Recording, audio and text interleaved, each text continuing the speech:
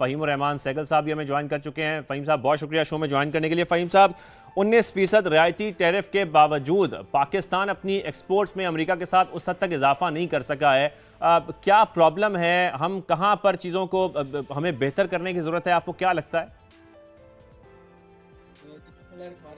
थोड़ा सा माइनर सा इंक्रीमेंट आया है। जो हमारी एक्सपोर्ट टू अमेरिका थी 3.17 बिलियन यूएस डॉलर की इस साल हुई है, जबकि जो लास्ट ईयर 3.01 यूएस डॉलर थी।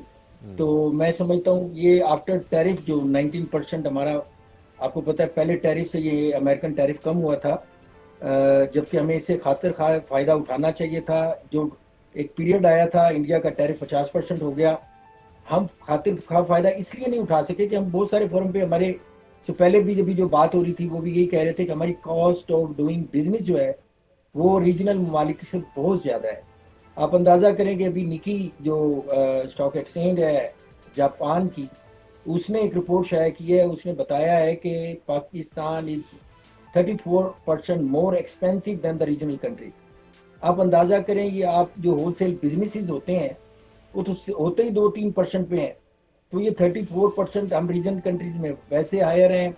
इसके अलावा हमने सेस लगा रखा है अपने एक्सपोर्टर के लिए 1.85%। जो भी इंपोर्ट एक्सपोर्ट करेंगे हम इंपोर्ट करेंगे। आपको पता है हम इंपोर्ट बेस्ड कंट्रीज हैं, हमारा ज़्यादातर एक्सपोर्ट का और लोकल इंडस्ट्री का जो रॉ मटेरियल है वो भी इंपोर्ट होता बिल्कुल। है।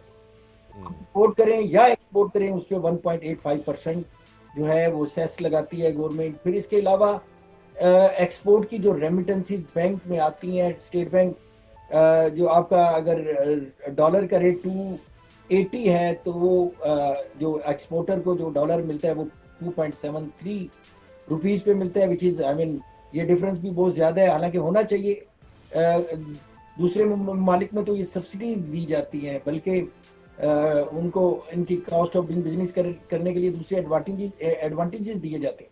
अगर हुकूमत ने ये डॉलर का रेट एक्सपोर्टर्स के लिए कोई डिफरेंस रखना भी है तो 1-2 रुपए का फर्क रखना चाहिए, इतना ज्यादा फर्क। और आपको पता है कि ये पिछले दिनों जो बैंकिंग का प्रॉफिट कई गुना बढ़ गया, उसकी वजह क्या है? यही कि उनकी कोई रेगुलेटरी अथॉरिटी नहीं है, उनके ऊपर कोई वो सर्वेलेंस नहीं है, उनके ऊपर कोई चेक बैलेंस नहीं है, वो मनमानी कर रहे हैं। तो मेरे ख्याल में ये चंद चीज़ों को एड्रेस हमारे लेकिन फ़हीम कॉस्ट साहब, और जब आप रीजनली कंपैरेटिव होने की बात कर रहे हैं ना, एक तो हम वहां पर स्ट्रगल कर रहे हैं, फिर साथ में अब ये एक और प्रॉब्लम जाहिर है, भारत को अब अमेरिका से 18% जो टैरिफ है वो मिल रहा है, फिर यूरोपीय यूनियन के साथ उनकी मदर ऑफ ऑल डील्स हो जाएगी। तो जाहिर है एक तो हम रीजनली कंपैरेटिव नहीं है, फिर उसके बाद जब भारत इस तरीके से आगे निकलेगा तो हमारी तो एक्सपोर्ट्स मजीद खतरे में पड़ जाएंगी। लेकिन सबसे पहले तो आप ध्यान में रखें इस वक्त हमारी जो सबसे ज्यादा एक्सपोर्ट है, ये हमारा जो 30 to 32 बिलियन एक्सपोर्ट हमारी दो मुल्कों के साथ सबसे ज्यादा है। एक तो ईयू के साथ ज्यादा एक्सपोर्ट है और दूसरी अमेरिका के साथ है।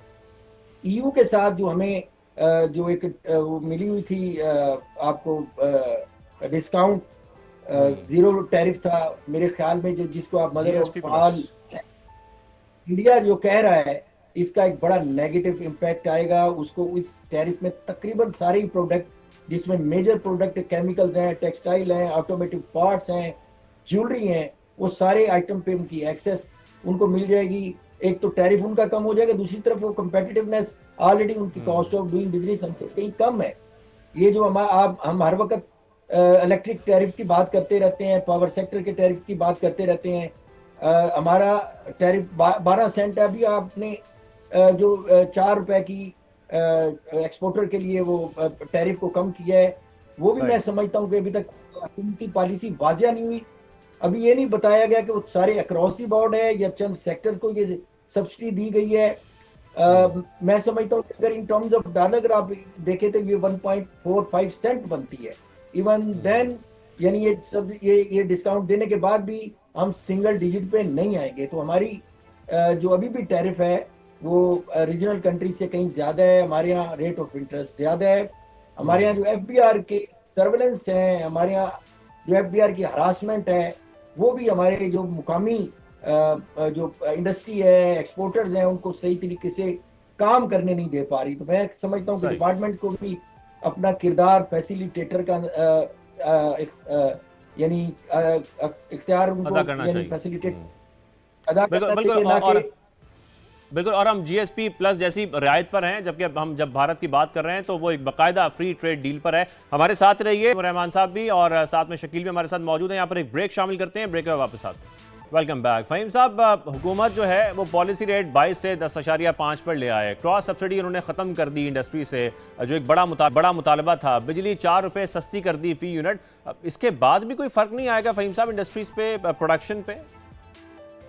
देखें जी, हमारा जो डिफरेंस है इतना ह्यूज है ऑलरेडी, तो एक नॉमिनल जो आपने डिस्काउंट दिया है वो भी अभी वाजिया नहीं है। अभी उस पे जो आपने ये सब्सिडी दे रहे हैं उसकी जो एक साइनिंग अथॉरिटी है वो अभी तक मंजर आम पे जो डॉक्यूमेंट नहीं आया, और उसमें अभी तक ये भी वाजिया नहीं है कि वो कौन से सेक्टर अक्रॉस दी बोर्ड है या चंद सेक्टर है।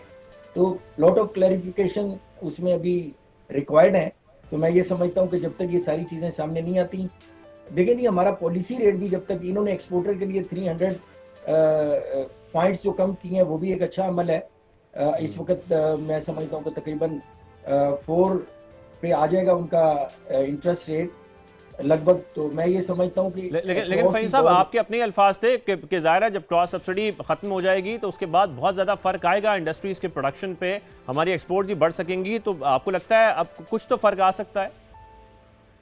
देखिए जी, कुछ सेक्टर वाइज जिनको इंसेंटिव दिया गया होगा शायद उन पे थोड़ा बहुत फर्क आए, लेकिन ओवरऑल हमें इसमें बड़ी रैपिड और बड़ी एक बड़े पैमाने पे इसमें रिफॉर्म करनी चाहिए। इस वक्त आपको पता है हमारा एज ऑफ टुडे अगर आप देखें तो हमारा ट्रेड डेफिसिट जो है फिर $22 बिलियन तक चला गया, और हमें रेमिटेंसेस सपोर्ट ना करें उसमें आपको पता है 11% इंक्रीमेंट आई है। जो हमें 22 से रेमिटेंस लास्ट ईयर भी आई थी वो भी एक रिकॉर्ड इजाफे के साथ वो 32 to 38 बिलियन US डॉलर हो गई थी। अभी भी जो इसमें मजीद 11% की इंक्रीमेंट आ रही है, विच शोज के end of this physical year ये 43 बिलियन US डॉलर तक चली जाएंगी।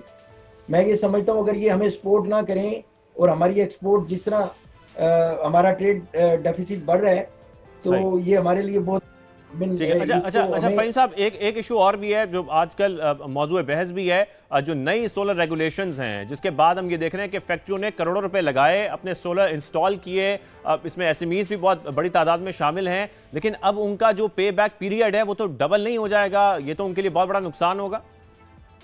देखें इसमें बहुत सारी चीज़ें जो इस वक्त हुकूमत के लिए लम्हा फिक्रिया वो ये है कि एक तो हुकूमत की अपनी जो क्रेडिबिलिटी है, आपने किया हुआ मायदा उससे अगर मुनहरफ होते हैं तो ये कोई अच्छी बात नहीं है। लोगों ने इस पर बहुत ज़्यादा इन्वेस्टमेंट की है। 2017 से 2025 तक इसमें हमने जो सोलर पैनल की इंपोर्ट की है वो लगभग 7 to 8 बिलियन US डॉलर पे इसमें हमारी फॉरेन एक्सचेंज यहाँ से गया है। और अभी ये जो बात हो रही है आप जो बैटरीज इंपोर्ट करने की, जिसकी वजह से आपको इंपोर्ट बिल बढ़ेगा, इससे भी हमारा तकरीबन 4 बिलियन US डॉलर तक इंपोर्ट बिल बढ़ जाएगा। और जो गवर्नमेंट चाह रही है ना कि आप जो सोलर पैनल से आपकी बिजली जो है, आप जो ऑयल बेस्ड IPP से जो बिजली ले रहे हैं वो तकरीबन 50 यूनिट से भी ज्यादा है। वो अगर आप इसकी बिजली यानी आप बैटरी मंगवाने के बाद भी जब इसकी कॉस्ट निकलेगी तो 25 से 30 रुपए बनती है। इतनी ह्यूज इन्वेस्टमेंट करा के फिर आप अपना टारगेट फिर IPPs के अपनी आप जो ऑयल बेस्ड आपकी प्रोडक्शन है इलेक्ट्रिसिटी की उसकी तरफ नहीं जा सकते। मैं ये समझता हूँ कि IPPs का जो ट्रेड जो IPPs का सर्कुलर डेट है IPPs को देने के लिए उसका बोझ सार्फिन पे डाला जा रहा है। और आपको ये पता है कि इन्वेस्टमेंट इसमें ज़्यादातर लोगों ने जो किया है घरेलू सार्फिन ने की है, और इसके साथ साथ जो कॉटेज इंडस्ट्री से वाबस्ता लोग थे उन्होंने इसमें बड़ी ह्यूज इन्वेस्टमेंट की हुई है।